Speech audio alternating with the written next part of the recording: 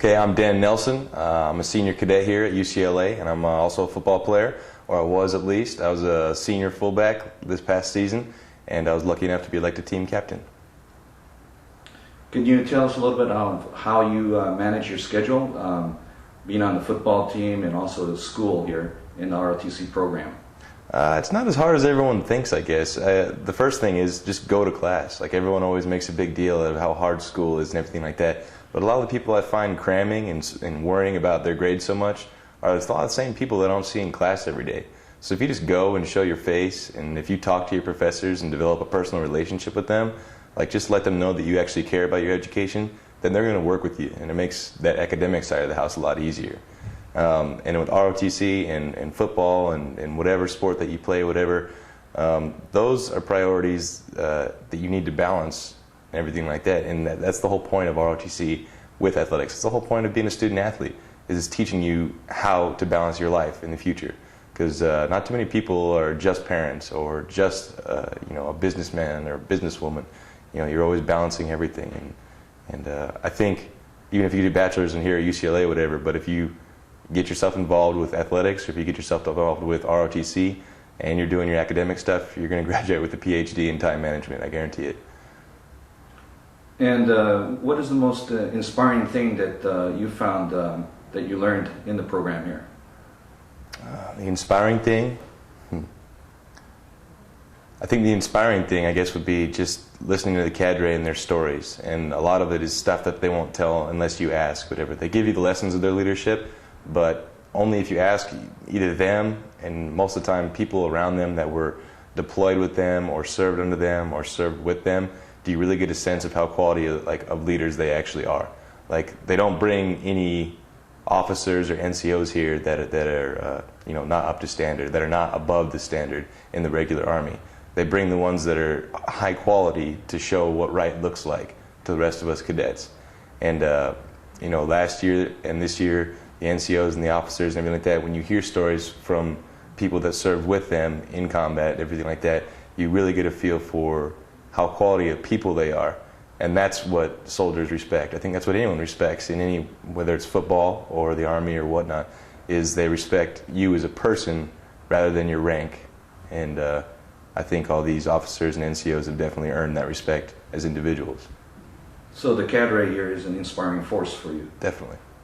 And could you tell us a little bit about your background as far as where you're originally from? Sure, I'm from Boise, Idaho, the greatest state in the Union. Yeah, Idaho, not exactly a big city guy, so LA has been quite an experience for me, but I'm really glad that I got to do it.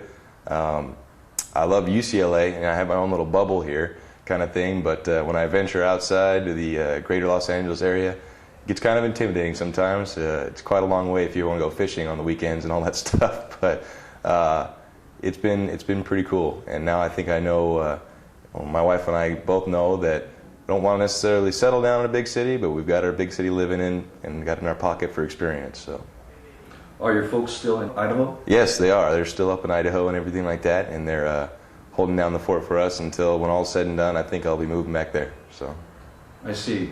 How often do you get a chance to go back and see your folks?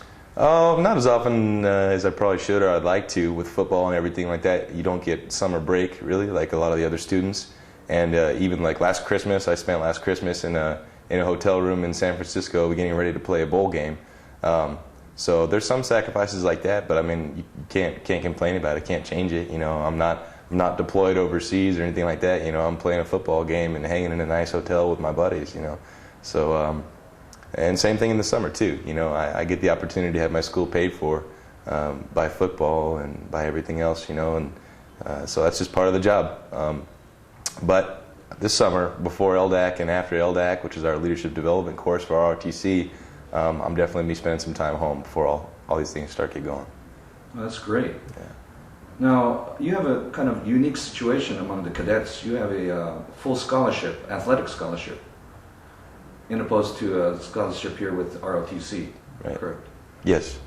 And could you tell us what led up to this athletic scholarship? A lot of work. I think at the time I decided I wanted to try to play college football. you know, coming from Idaho, there's not a whole lot of big schools that come scouting out for high school football players there.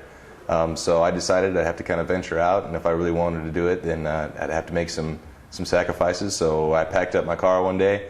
I went to Arizona and almost Mexico, down there in beautiful Yuma, Arizona, kind of out in the middle of nowhere. I went to Arizona Western College, and I worked really hard for my grades there to improve them, because I knew any big schools that were worth a damn or anything like that were going to look at the grades. And also with the football aspect of it, you know, you kind of become like a monk. Once you really, really want something, all the other distractions go away. And all I did was school and train and school and train. And I was lucky enough to have people around me that supported that, including coaches there, and, you know, teammates, and, you know, my wife, who was my fiance at the time, my family, because it's hard on them when you kind of adapt that lifestyle. But it ended up working out and paying off, because after one season there, I got lucky, you know, got some attention or whatever, and got offered by a few schools, and UCLA was one of them. And once you were realizing that you were getting a full scholarship to UCLA, had you already made up your mind to join UCLA Army ROTC? I hadn't made up my mind, and not because, you know, I really didn't know anything about the Army ROTC. And I didn't know if I was eligible. You know, I didn't know if, you know, because I'd be coming in as a sophomore at that time. I thought, well, maybe if I had to do it, I had to do it right from the very beginning of my college career. I didn't know that wasn't the case. You know, we have people that join in their junior and senior year almost. We have graduate students join, you know. So there's a lot of flexibility within the program or whatever.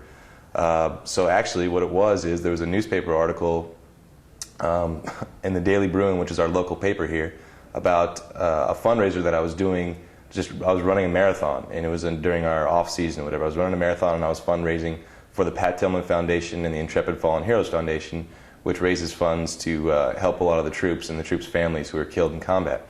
I guess Colonel Buck, who was the professor of military science in charge here at the time, he read the article, and just by chance, he sent me an email. He tracked down my email and said, "Hey, you sound like a guy that wants to serve his country." And I said, "Yes, I sure do," because at the time I knew I was going to go back in the military. I didn't know how or when, but I figured after my college career I would just enlist. But he said, "Well, there's this thing called ROTC, and if you come here, then you don't have to enlist at the end of college. Why don't you get some military training now, and when you're done with football, when you're done with school, you can go in as an officer." So I jumped on that chance. I took him up on it, and that was about a year and a half, almost 2 years ago. And I'm about to get my commission here in a matter of months.